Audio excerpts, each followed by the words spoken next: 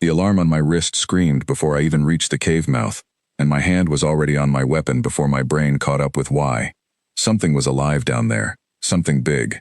My scanner had picked up 6 heat signatures moving in tight, frantic circles, and every instinct built into 11 years of service told me to call for backup and wait. I didn't wait. I never do when the readings look like fear.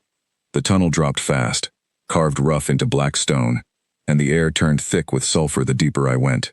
My boots crunched over broken metal, old wiring, the bones of some machine that had been left to rot in the dark. Whoever built this place had not built it to keep people in comfort. They had built it to keep something hidden. I heard the sound before I saw them.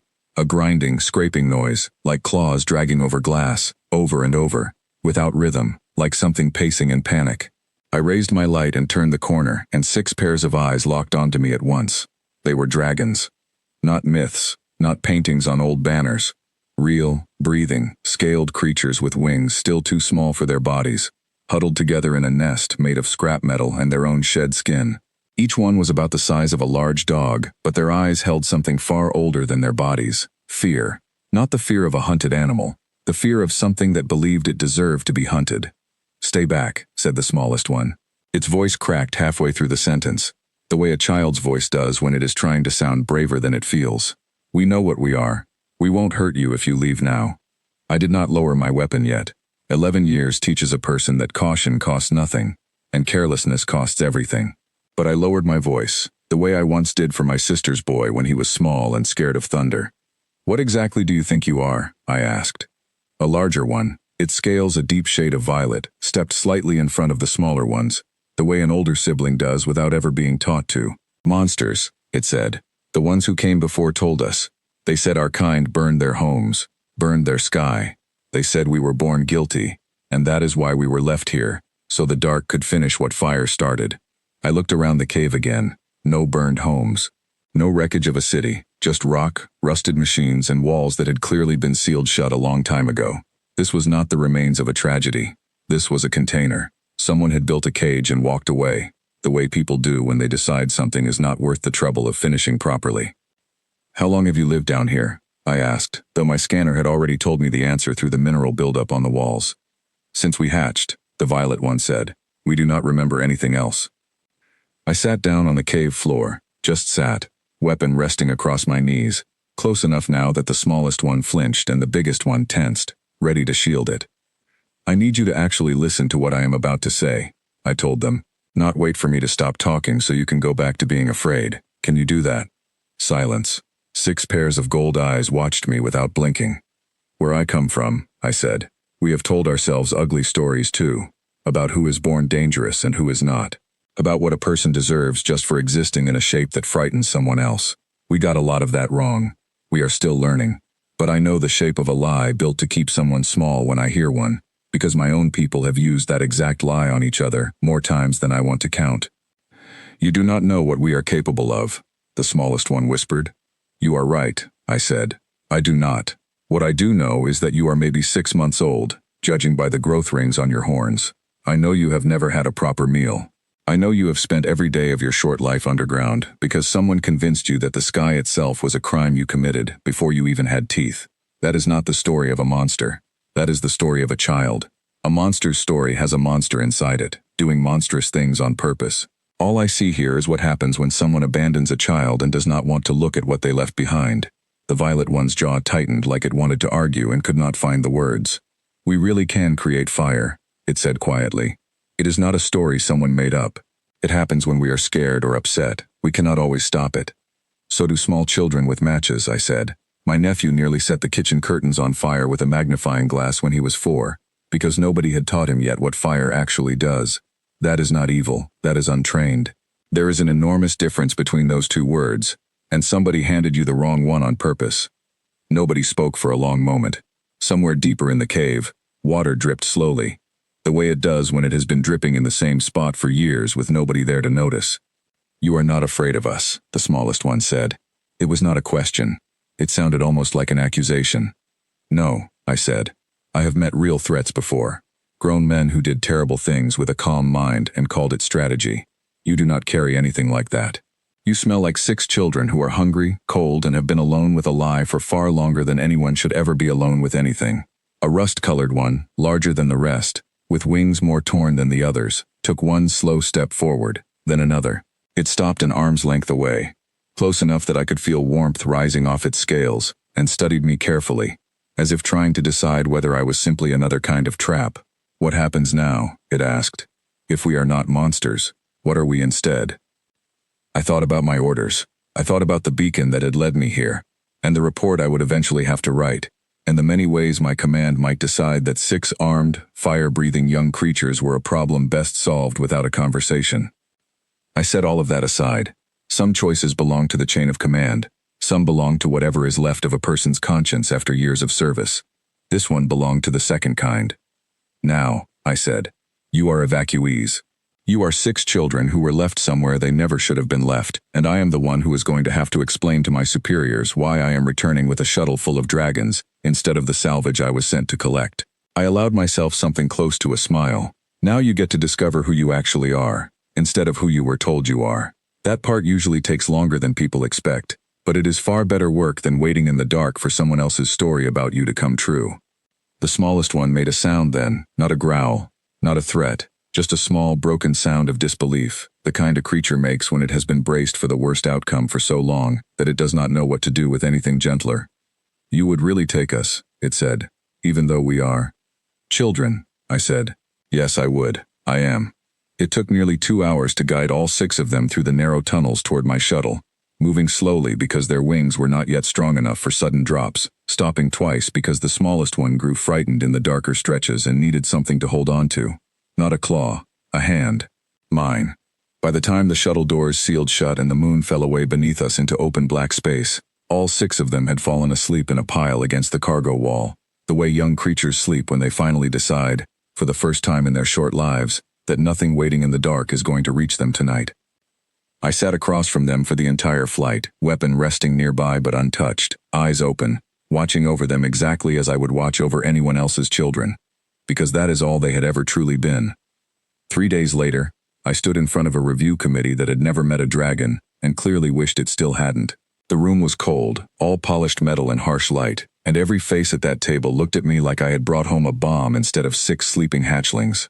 You understand the risk you have introduced, said the officer at the center, a woman named Louise Whitfield, her voice sharp enough to cut glass. Creatures capable of combustion, housed on a station with 3,000 civilians. I understand the risk of leaving children to rot in a cave until they become exactly what everyone already assumes they are, I said. That risk seemed larger to me. They are not children, said the man beside her. They are an unknown species with an unknown history. They are 6 months old, I said. I have met toddlers with more capacity for harm, and nobody locked them in a mineshaft for it.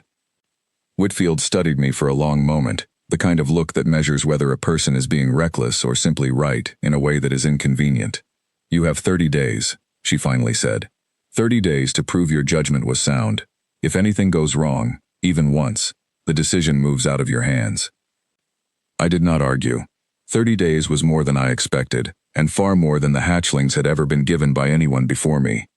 The first week was the hardest, not because the hatchlings caused trouble, but because everyone around them expected trouble to arrive at any moment.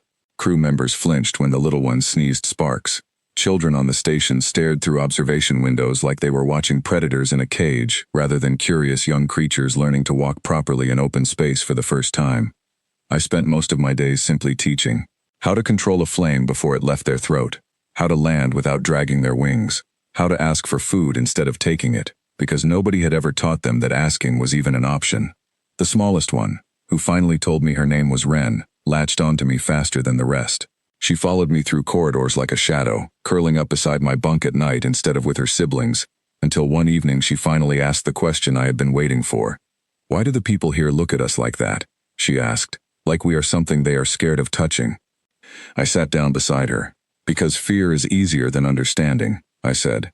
"It takes no effort to be afraid of something you have already decided is dangerous. It takes real effort to look closer and change your mind. Will they ever change their minds?" "Some will," I said. "Some never will, no matter what you do. That is not a reflection of you. That is simply how some people are built." She considered that for a long moment, then pressed closer against my side. "I am glad you looked closer," she said. "So am I told her. The real test came on the 12th day, when a fire broke out in one of the storage bays, an old wiring fault, nothing to do with the hatchlings at all. But the moment the alarm sounded, half the station turned toward the room where the 6 of them stayed, ready to assume the worst before a single fact had been confirmed. I arrived before the panic could spread further, running through corridors with my heart pounding harder than it had in the cave. I found the hatchlings exactly where I had left them, huddled together, terrified, not because of any fire they had made, but because they understood instantly what everyone would assume. Wren was shaking. "It was not us," she said before I even asked. "Please believe it was not us." I checked the maintenance logs myself, in front of witnesses, and confirmed what I already suspected. A frayed cable in an unrelated section, nothing more. When I brought the evidence to Whitfield, she studied it in silence for a long time. "You were right to check first and accuse second," she finally said. "Most people do the opposite. Most people are tired and frightened and looking for the fastest answer," I said. "The fastest answer is rarely the correct one." She did not respond to that, but something in her expression shifted, just slightly, the way ice shifts, before it finally begins to crack. By the 20th day, something had changed. Not everywhere, and not completely, but enough. A young girl from the station, no older than 10, began leaving small drawings outside the hatchlings' quarters. Pictures of dragons flying beside spaceships, wings spread wide instead of hidden away. An engineer who had once refused to walk down the same corridor as the hatchlings began teaching Wren how simple machines worked, patiently, without a trace of fear left in his voice. The rust-colored one, who had chosen the name Callum for himself once he learned that names were something you were allowed to choose rather than simply receive, began helping the maintenance crew identify faulty wiring long before it became dangerous, his senses sharper than any scanner on the station. What people had once feared as a hidden threat slowly became something the crew genuinely valued. On the 30th day, I stood before the committee again, this time with Wren asleep in my arms and Callum standing steady beside me, his wings finally strong enough to hold his own weight without trembling. Whitfield looked at the two of them for a long moment before she spoke. "The engineering reports mentioned several incidents avoided because of early warnings from your hatchlings," she said. "That was not something I expected to be writing in an official record." "Neither did I said honestly. "I only expected to bring home 6 frightened children and hope somebody would be willing to listen." "And if we had refused?" she asked. "Then I would have kept listening anyway," I said. "Some decisions do not require permission. They only require someone willing to make them." She nodded slowly, closed the file in front of her, and for the first time since I had met her, she did not look at Wren and Callum like they were an unknown danger sitting quietly in the room. She looked at them the way anyone looks at children who have simply been given the chance to prove who they actually are. That night, I sat with all 6 of them gathered around me in the small room that had slowly become their home, watching the stars pass by the observation window instead of cave walls closing in around them. "Do you still think you are monsters?" I asked them. Wren was the one who answered, her voice steady now, in a way it had never been in that cave. "No," she said. "We think we are just beginning." I looked at each of them in turn, 6 creatures who had spent their entire lives believing a lie about their own nature, now finally learning what the truth actually looked like. "That," I said, "is exactly right." Outside the window, the stars continued their slow, endless turn, indifferent to fear, indifferent to old lies, indifferent to everything except the simple fact that 6 young lives had finally been given the chance to become whatever they were always meant to be. And for the first time since I had found them, none of them were afraid of the dark anymore.